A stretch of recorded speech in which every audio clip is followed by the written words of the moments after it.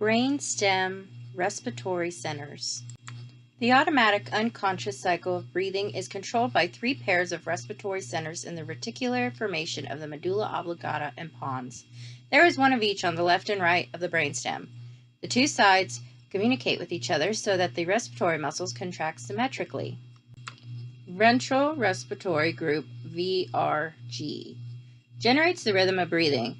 It is an elongated nucleus in the medulla oblongata with two commingled webs of neurons, inspiratory neurons and expiratory neurons, each forming a reverberating neural circuit.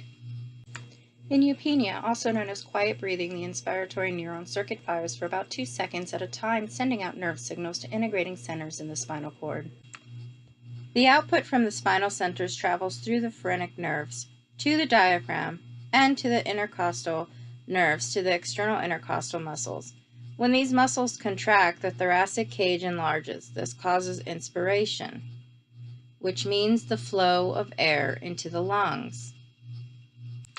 If the inspiratory neurons are firing, they prevent the expiratory neurons from firing. When the inspiratory neurons stop firing from fatigue or signals that stop them from firing, the expiratory neurons start firing. Once the inspiratory neurons are inhibited, the muscles that control inspiration relax. Elastic recoil of the thoracic cage expels air from the lungs. Relaxed expiration lasts 3 seconds. As the expiratory neuron activity decreases, the inspiratory neuron starts firing again, and the cycle repeats itself. Breathing can be fast, slow, shallow, or deep. This is because the VRG is influenced by external sources. The DRG is a big part of this also.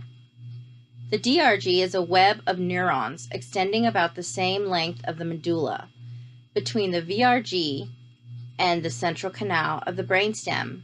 The DRG is an integrating center that gets input from numerous sources. PRG adjusts the rhythm of the VRG. The PRG, or pontine respiratory group, gets information from higher brain centers. This includes the hypothalamus, limbic system, and cerebral cortex, and issues output to both the DRG and VRG. The PRG adapts its breathing in certain situations like sleep, yelling, or singing. Central and peripheral input to the respiratory centers. There are different respiratory rhythms that are possible due to the respiratory centers of the medulla and pons getting messages from various other levels of the nervous system. There are several sensory receptors that supply information to the respiratory centers. The first is central chemoreceptors. These are brainstem neurons that respond to the change in the pH of cerebrospinal fluid, located on the ventrolateral medullary surface in the area of the end of the 9th and 10th cranial nerves. The next one is peripheral chemoreceptors located in the carotid and aortic bodies of the large arteries above the heart. These respond to the oxygen and CO2 contents of the blood, but mainly pH. The carotid bodies communicate with the brainstem through the glossopharyngeal nerves. The aortic bodies do it through the vagus nerves. The sensory fibers in the vagus and glossopharyngeal nerves enter the medulla and synapse with neurons of the DRG.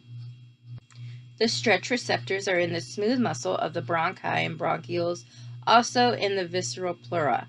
The stretch receptors react to the inflation of the lungs and send a signal to the DRG through the vagus nerves. If there are excessive inflations, it will trigger the inflation reflex. This is a protective somatic reflex that strongly inhibits the inspiratory neurons and stops inspiration. Irritant receptors are nerve endings with the epithelial cells of the airway. These respond to smoke, dust, pollen, or cold air. These are just some examples. They send signals through the vagus nerves to the DRG. The DRG returns signals to the respiratory and bronchial muscles. This results in a protective reflex as bronchoconstriction, shallow breathing, breath holding, or coughing. So examples in this picture of an irritant would be for the nose would be pollen. This irritant would go, the signal would go through the trigeminal nerve into the respiratory center.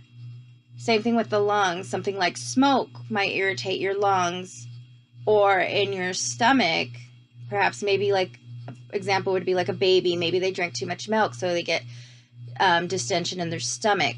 These kind of irritants would go through the vagus nerve into the respiratory center. Voluntary control of breathing. Voluntary control of breathing is used and important when we sing, speak, hold our breath, among other things. Voluntary control starts in the motor cortex of the cerebrum. The output neuron sends signals down the corticospinal tract to the integrating centers in the spinal cord, sidestepping the brainstem centers, meaning they go around the brainstem centers. Voluntary control is limited. So an example of this would be holding your breath. Eventually the CO2 levels will rise in your blood and you will breathe automatically, whether you want to or not.